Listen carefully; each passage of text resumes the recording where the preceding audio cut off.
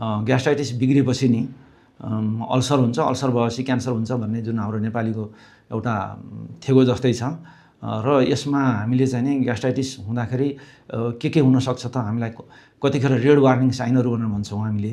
Red warning sign भनेको चाहिँ रातो झन्डा फहराउने। कतिखेर भन्दाखेरि ग्यास्ट्राइटिस हुँदाखेरि जब हामीलाई चाहिँ नि बान्ता हुन्छ अथवा चाहिँ निल्न गाह्रो हुन्छ, खाएको खाना चाहिँ नि पाइप नलीबाट तल जाँदैन र अनि बान्तामा चाहिँ नि कालो कफी कलरको बान्ता हुन्छ अथवा रगत बान्ता हुन्छ होइन।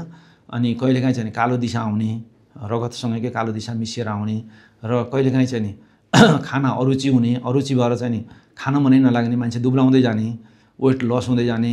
अनि त्यसपछि चाहिँ नि पेटको कहिलेकाहीँ चाहिँ आन्द्रा नै फुट्ने हुन्छ र इमर्जेन्सी तुरुन्तै दौडा लिएर जानुपर्ने हुन्छ। कहिलेकाहीँ चाहिँ नि त्यो साँगुरिन्छ, त्यो खाना नली नै तल जाने चाहिँ नि आन्द्राको पहिलो भागको सानो नली नै खाना जान नसकेर साँगुरिन्छ र त्यो चाहिँ नि पेट चाहिँ डुम्म भएर जे खाए पनि बान्ता हुने हुन्छ। यी कुराहरूलाई चाहिँ हामी चाहिँ वार्निङ साइन भनेर भन्छौँ। र यति बेला चाहिँ नि अब हामीले कसरी डायग्नोसिस गर्ने भन्ने कुरा आउँछ, रोग कसरी चिन्ने भन्ने कुराहरू महत्त्वपूर्ण कुरा हुन्छ। र यी जे जति मैले सिम्टमहरू भने लक्षणहरू ग्यास्ट्राइटिसको, यो माथिल्लो पेट दुख्ने, डकार आउने, खाना अरुचि हुने, बान्ता हुने, बिस्तारै चाहिँ दुब्लाउँदै जाने, यति गर्दाखेरि चाहिँ नि यस्तो छ भने पनि हामीले चाहिँ नि अथवा आलस्य आउने, जाँगर नआउने त्यस्तो छ भने पनि हामीले चाहिँ ग्यास तुरुन्त गएर चिकित्सक कहाँ चाहिँ नि सम्पर्क गर्नुपर्छ। सकेसम्म चाहिँ नि ग्यास्ट्रोइन्टरोलोजिस्टलाई देखाउनु राम्रो हुन्छ। र यसको पहिचान कसरी गर्ने भन्ने कुरा हुन्छ। पहिचान गर्नलाई चाहिँ नि हामीले चाहिँ नि एउटा चाहिँ ब्लड टेस्टहरू पनि गर्छौँ। ब्लड टेस्ट गर्दाखेरि हामीले अब रक्त अल्पता हुने हुनाले हामीले चाहिँ एनिमिया छ कि छैन भनेर हामीले चाहिँ नि हेमोग्लोबिनहरू जाँच्छौँ। त्यस्तै लिभर फङ्सन टेस्टहरू हेर्छौँ र सिबिसी भनेर भनिन्छ, सिबिसीहरू हेर्न सकिन्छ। र त्यस्तै गरी दिशामा चाहिँ नि रुटिन स्टुल गरेर त्यसपछि अकल्ट ब्लड भन्ने हुन्छ, त्यहाँ स्टुल अकल्ट ब्लड, त्यहाँ रगत गएको छ कि छैन भनेर जाँच्छौँ। र कहिलेकाहीँ चाहिँ एच पाइलोरी भन्ने कीटाणु पनि त्यहाँबाट जाँच्न सकिन्छ र रगतबाट पनि जाँचिन्छ एन्टिबडीहरू, तर चाहिँ त्यो त्यति भर पर्दो हुँदैन। र सबभन्दा यसको चाहिँ नि राम्रो उपाय यो ग्यास्ट्राइटिस पहिचान गर्ने र कीटाणुहरू छ कि छैन भनेर हेर्ने उपाय भनेको इन्डोस्कोपी नै हो। अप्पर जिआई इन्डोस्कोपी भनेर भन्छौँ हामी, जसलाई दूरबीनको माध्यमबाट मुखबाट हेरेर चाहिँ नि आमाशय सानो आन्द्राको पहिलो भागसँग हेरिन्छ र त्यहाँ ग्यास्ट्राइटिस छ कि छैन अथवा एरोजन छ कि छैन, अल्सर छ कि छैन अथवा अल्सरबाट चाहिँ बिग्रेर क्यान्सर भएको छ कि छैन र आन्द्रा साँगुरिएको छ कि छैन, सबै कुराहरू पत्ता लगाउन सकिन्छ। र त्यहाँबाट सानो बायोप्सी झिकेर एच पाइलोरी भन्ने कीटाणु पनि हेर्न सकिन्छ। र त्यस्तै चाहिँ त्यहाँ चाहिँ मेटाप्लाजिया, डिस्प्लाजिया भएको छ कि छैन, त क्यान्सर भएको छ कि छैन भनेर हामीले मासुको टुक्राबाट जाँच्न सक्छौँ। र यो चाहिँ सबभन्दा उत्तम उपाय हो। र कहिलेकाहीँ चाहिँ नि एक्सरेहरू गर्नुपर्ने हुन्छ। कहिलेकाहीँ निल्न गाह्रो छ उसो भनेदेखि, निल्न गाह्रो छ र माथिको पाइप लाइन नै साँगुरिएको छ भनेदेखि हामीले कहिलेकाहीँ चाहिँ बेरियम मिल गरेर पनि हामीले परीक्षण गर्छौँ। र अहिलेको सबभन्दा गोल्ड स्ट्यान्डर्ड भनेकै इन्डोस्कोपी नै हो। ग्यास्ट्राइटिस चाहिँ दुई किसिमको हुन्छ।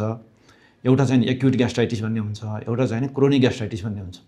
एक्युट ग्यास्ट्राइटिस भनेको चाहिँ नि तुरुन्तै हुने ग्यास्ट्राइटिसलाई हामी चाहिँ नि एक्युट ग्यास्ट्राइटिस भन्छ भनेदेखि, क्रोनिक ग्यास्ट्राइटिस भनेको चाहिँ नि धेरै समय लाएर वर्षौँ दिन लाएर हुने ग्यास्ट्राइटिसलाई हामी चाहिँ क्रोनिक ग्यास्ट्राइटिस भनेर भन्छौँ। एक्युट ग्यास्ट्राइटिस कसरी हुन्छ भन्दाखेरि हामी कहीँ गएर भोज भतेर खायौँ र आफूले चाहिने भन्दा बढी खानेकुराहरू खाइयो अथवा चाहिँ नि त्यस्तो शरीरलाई नचाहिने चिजहरू बढी खाइयो, अचारहरू बढी खाइयो अथवा पिरो अमिलो बढी खाइयो, त्यस्तै चाहिँ ड्रिङ्कहरू बढी गरियो र अल्कोहलहरू लिइयो अथवा चाहिँ नि धुम्रपानहरू बढी गर्यो, अनिदो बस्यो भनेदेखि त्यस दिन भोलिपल्ट चाहिँ उसको पेट दुख्ने, बान्ता हुने र अमिलो पानी आउने विभिन्न किसिमका समस्याहरू देखिन थाल्दछ र त्यसलाई चाहिँ एक्युट ग्यास्ट्राइटिस भनेर भन्छौँ। र त्यस्तो किसिमको एक्युट ग्यास्ट्राइटिस हुँदाखेरि मानिसहरूले के गर्छन् भन्दाखेरि चाहिँ तुरुन्त चाहिँ हस्पिटल जाने अथवा चाहिँ घरमै पनि यसको चाहिँ उपचार गर्न सकिन्छ र यो तुरुन्तै निको पनि हुन्छ। र यसमा तपाईँहरूले के गर्नुपर्छ भन्दाखेरि चाहिँ आफूलाई असर गरेका खानेकुराहरू चाहिँ पछि खानु हुँदैन र रेस्ट गर्ने, पेटलाई चाहिँ आराम दिने र तुरुन्तै गएर यदि अप्ठ्यारो छ भनेदेखि हस्पिटलमा गएर चाहिँ नि साधारण किसिमको औषधि गरेर पनि निको पार्न सकिन्छ। क्रोनिक ग्यास्ट्राइटिस कसरी हो भन्ने थाहा पाउनको लागि हाम्रो पेटको माथिल्लो भाग, नाइटोभन्दा माथिको भाग छातीसम्म दुख्ने, अमिलो पानी आउने र छाती पोल्ने, डकार आउने, पेट डुम्म हुने, खाना खाएपछि पेट चाहिँ भरिए जस्तो हुने र कहिलेकाहीँ बान्ता हुने र अरुचि हुने, विभिन्न किसिमका समस्याहरू लक्षणहरू चाहिँ ग्यास्ट्राइटिसमा देखिन्छन्। र यो ग्यास्ट्राइटिस चाहिँ नि लाई हामीले चाहिँ नि अब कसरी चाहिँ नि चिन्ने अथवा के गर्ने यसको सम्बन्धी यो कति किसिमको हुन्छ भनेर भन्यो भने पनि यो क्रोनिक ग्यास्ट्राइटिस चाहिँ हाम्रो चाहिँ 3 किसिमको हुन्छ र टाइप ए, टाइप बी र टाइप सी भनेर भन्छौँ। यो कारण यसैमा आउँछ के ग्यास्ट्राइटिस केले हुन्छ भन्ने कारणहरू पनि हामी यसैमा चाहिँ जान्न सक्दछौँ। जस्तै टाइप ए ग्यास्ट्राइटिस भनेको अटो इम्युन ग्यास्ट्राइटिस हो। हाम्रो शरीरले हाम्रै शरीरप्रति चाहिँ नि इम्युनिटीले आफ्नै शरीरलाई नचिन्ने। जस्तै कि हाम्रो इम्युनिटीले एन्टिबडीले चाहिँ नि हाम्रो जुन स्टोम्याक भनेर भने मैले त्यहीँका सेलहरूलाई चाहिँ मारिदिन्छ र त्यसलाई चाहिँ अटो इम्युन ग्यास्ट्राइटिस भनेर भनिन्छ। र यो अटो इम्युन ग्यास्ट्राइटिस हुँदाखेरि चाहिँ ठुलो समस्याहरू देखा पर्छ। यसमा चाहिँ नि भिटामिनहरूको कमी हुन जान्छ, अनि त्यस्तै चाहिँ नि रक्त अल्पता हुन जान्छ र पछि गएर क्यान्सर हुने हुन्छ। यो चाहिँ हाम्रो शरीरले आफैलाई बनाउने एउटा किसिमको चाहिँ ग्यास्ट्राइटिस हो। र टाइप बी भनेको चाहिँ नि हामीलाई चाहिँ एच पाइलोराई भन्ने ब्याक्टेरिया छ, हेलिकोब्याक्टर पाइलोराई भन्ने छ। यो इन्फेक्सनबाट हुने ग्यास्ट्राइटिस हो र यो सबभन्दा बढी हुन्छ। र हाम्रो जस्तो अविकसित देशमा हामी चाहिँ नि हाइजिन नराम्रो छ, हाम्रो चाहिँ पानी खानपान सबै नराम्रो भएको हुनाले र अलिकति चाहिँ नि हाइजिनमा हामीले ध्यान नदिने हुनाले चाहिँ नि यो चाहिँ नि ग्यास्ट्राइटिस चाहिँ सबभन्दा बढी हुन्छ। र दक्षिण एसियामै यो चाहिँ 70% जति मानिसहरू यसबाट चाहिँ इन्फेक्सन भएको पाइन्छ। र यसले के गर्छ भन्दाखेरि यो पेटको भित्री भागमा रहन्छ होइन। र एसिडले के गर्छ भन्दाखेरि हाम्रो शरीरमा पसेका ब्याक्टेरियाहरूलाई मार्ने काम गर्छ र खाना पचाउने काम गर्छ। तर यो ब्याक्टेरिया चाहिँ आफै स्टोम्याकमै हुन्छ।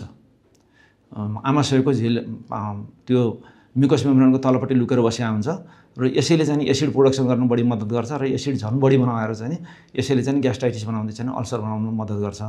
र सबभन्दा बढी अल्सर चाहिँ ड्युडेनम भन्ने उसको सानो आन्द्राको माथिल्लो भागमा सबभन्दा पहिलो भागमा हुन्छ भनेदेखि त्यसपछि चाहिँ एन्ट्रममा हुन्छ। त्यसभन्दा माथि जति हाम्रो आमाशय छ, आमाशयको 3 भागमध्ये जति माथि हुँदै गयो अल्सरहरू त्यति चाहिँ खतरनाक हुन्छ।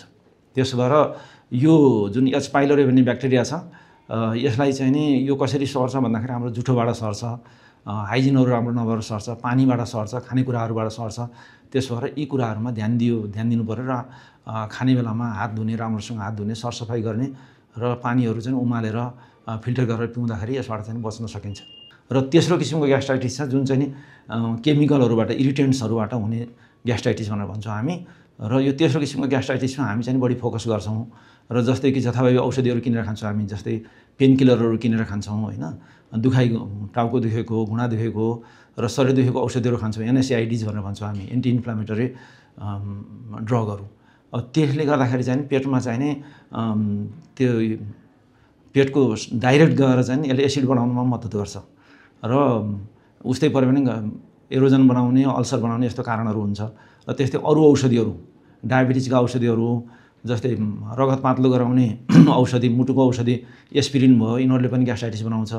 र एन्टिबायोटिक्सहरू डक्सिसाइक्लिन, एमोक्सिलिन यिनीहरूले पनि ग्यास्ट्राइटिस बनाउँछन्। धेरै औषधिहरूले पनि ग्यास्ट्राइटिस बनाउँछ। र हाम्रो खानपिन जस्तै कि हामीले चाहिँ बढी पिरो अमिलो खाना खायौँ, अनि त्यसपछि चाहिँ नि जस्तै रक्सीहरू खाने होइन, मादक पदार्थहरू सेवन गर्ने, त्यसले पनि बनाउँछ। र धुम्रपानले झन् बढी चाहिँ एसिडिटी सेक्रेसन गर्न मद्दत गर्छ।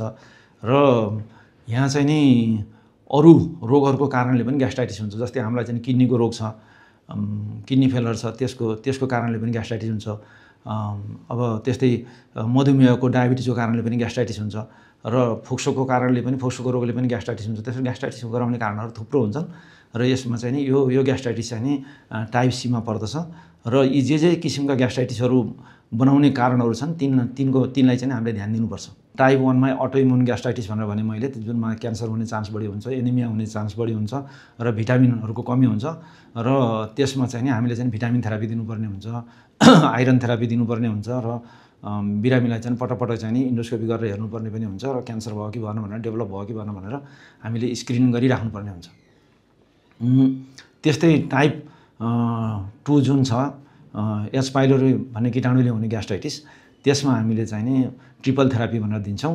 र त्यो ट्रिपल थेरापी पनि अहिले 14 दिनको खानुपर्ने हुन्छ। र त्यो तपाईँको सम्बन्धित चिकित्सकले नै दिनुहुनेछ। र एक्युट ग्यास्ट्राइटिस भयो अथवा चाहिँ नि त्यस्तो भयो भने हामी चाहिँ एन्टासिडहरू दिन सक्छौँ, जसले गर्दाखेरि तुरन्त भएको पोल्ने भइराखेको हुन्छ। कहिलेकाहीँ चाहिँ एकदम छाती पोल्यो, अमिलो पानी आयो भन्ने हुन्छ, त्यसमा चाहिँ हामी एन्टासिड दिएर पनि त्यसलाई चाहिँ न्युट्रलाइज गर्न सक्छौँ। र 14 दिनको एन्टिबायोटिक दिइसकेपछि त्यो कीटाणु मऱ्यो कि मरेन भनेर हामीले चाहिँ हेर्नको लागि पछि त्यस्तै 14 दिनदेखि 1 महिना जति औषधि बिनाको समय राखेर फेरि पछि हामी स्टुलबाट पनि चेक गर्न सक्छौँ र ब्लडबाट पनि हेर्न सकिन्छ। ब्लडबाट हेर्दाखेरि त्यति प्रभावकारी हुँदैन र हामीले चाहिँ कहिले युबिटी भन्ने युरियज ब्रेथ टेस्ट गरेर पनि हेर्न सक्छौँ सास फुकेर सासबाट। र तेस्रो किसिमको ग्यास्ट्राइटिस जुन छ टाइप सी, त्यसमा चाहिँ नि तेरी हामीलाई चाहिँ जुन कुराले ग्यास्ट्राइटिस बनाएको छ, जस्तै कि खानपिनको कारणले भएको छ, पिरो अमिलो बढी खाएर अनिदो बसेर स्ट्रेस बढी भएर छ भनेदेखि हामीले चाहिँ त्यो स्ट्रेसहरू कम लिनु पऱ्यो र सुत्न चाहिँ हामी चाहिँ समयमा सुत्नु पऱ्यो। एटलिस्ट हामी चाहिँ 7 देखि 8 घन्टा चाहिँ सुत्नुपर्छ। त्यो राम्रो निद्रा भयो भनेदेखि ग्यास्ट्राइटिस त्यति बढी हुँदैन। र त्यस्तै खानपिन पनि समयमा खाना खानु पऱ्यो र एटलिस्ट हामीले चाहिँ 3 पटक खाना खानुपर्छ दिनमा। बिहान अलिकति राम्रो हेभी खाना खाने र त्यो अलि थोरै लाइट खानेकुरा चाहिँ दिउँसो खाने र बेलुका चाहिँ नि 7 बज्नुभन्दा पहिल्यै चाहिँ खाना खाने। त्यो गर्दाखेरि के हुन्छ भन्दाखेरि खाना खाएको 3 घन्टासम्म हामी सुत्नु हुँदैन। त्यो किन भन्दाखेरि पेटमा गएको खानेकुरा पचनलाई चाहिँ एटलिस्ट चाहिँ नि आमाशयबाट सानो आन्द्रामा जानलाई चाहिँ 2 देखि 5 घन्टा जति लाग्छ। त्यसो भएर त्यो खाना चाहिँ आन्द्रामा गइसकेपछि पुरै पच्ने हो र आमाशयमै रह्यो भनेदेखि त्यो पच्दैन। त्यसो भएर डकार आउने, पेट पोल्ने त्यस्तो किसिमको समस्याहरू आइरहन सक्छ। त्यसो भएर खाना चाहिँ समयमा खानु हामीले चाहिँ सिक्नुपर्छ र मादक पदार्थ धुम्रपानहरू चाहिँ गर्नुपर्ने। यसले चाहिँ सबभन्दा बढी बनाउँछ र हामीले चाहिँ जस्तै औषधिहरू पेनकिलरहरू लिएर ग्यास्ट्राइटिस भएछ भने त्यस्तो किसिमको पेनकिलरहरू लिनु भएन। आवश्यक पर्दा मात्रै लिने, डक्टरको सल्लाहबाट मात्रै लिन उचित हुन्छ। हामी चाहिँ के छ भन्दाखेरि हाम्रो नेपालमा जथाभावी औषधिहरू किन्न पाइन्छ। मेडिकल हलहरूबाट पनि त्यत्तिकै चाहिँ ट्रिपल थेरापीहरू दिइराखेको देखिन्छ र त्यसो भएको हुनाले सकेसम्म चाहिँ चिकित्सकको सल्लाह लिएर मात्रै औषधि खाँदाखेरि राम्रो हुन्छ। र अब त्यस्तै यसबाट बच्नको लागि के गर्नुपर्छ भन्दाखेरि हामीले चाहिँ रेगुलर चाहिँ एक्सर्साइजहरू गर्नु पऱ्यो, समय समयमा पानी खानु पऱ्यो र समयमा सुत्नु पऱ्यो। यति गऱ्यो भनेदेखि चाहिँ नि र जथाभावी चाहिँ पेनकिलरहरू खाइएन भनेदेखि हामीलाई चाहिँ ग्यास्ट्राइटिस हुने चान्स चाहिँ कम हुन्छ। र हरी करी एन्ड ओरी भनेर भनिन्छ। यो हामीले चाहिँ कुनै काम गर्दाखेरि पनि आत्तिने बानी हुन्छ र कुनै सक्सेस नभइन्जेललाई चाहिँ अति बढी चाहिँ चिन्तित हुने, ओरी हुने हुन्छ। त्यो चिन्ता पनि कम गर्नु पऱ्यो र हामीले चाहिँ बढी चिल्लो पिरो, बढी चाहिँ नि फ्राई गरेको चिजहरू, बढी जस्तै कि पटक पटक तेलमा तारेका खानेकुराहरू त्यस्तो चाहिँ खानु भएन। त्यो फ्याटले पनि हामीलाई असर गर्छ त्यस्तो तेलले। त्यसो भएर यी कुराहरूमा ध्यान दियो भने हामी चाहिँ नि ग्यास्ट्राइटिसबाट जोगिन सक्छौँ।